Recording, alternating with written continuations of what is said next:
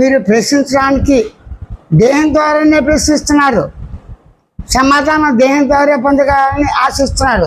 అంటే దేహం ఎలా ఉందో అలాగే ఉంది, ప్రశ్నించేవాడు ఎలా ఉన్నాడో అలాగే ఉన్నాడు, గమనించేవాడు ఎలా ఉన్నాడో అలాగే ఉన్నాడు, గుర్తించేవాడు ఎలాగున్నాడో అలాగే ఉన్నాడు, శబ్దం చేసేవాడు ఎలాగున్నాడో అలాగే ఉన్నాడు, భావించేవాడు ఎలాగున్నాడో అలాగే ఉన్నాడు.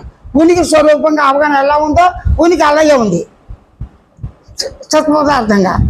అలాగే చైతన్యం అంటే చిత్పదార్థంగా నువ్వు ఎలాగున్నావు ఆ చైతన్యంతో ఎరుకగానే ఉన్నావు.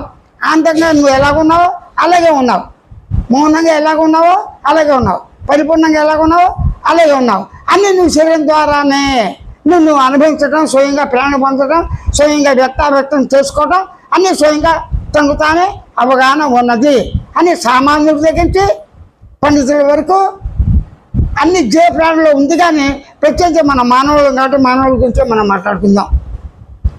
అదే ప్రధానం.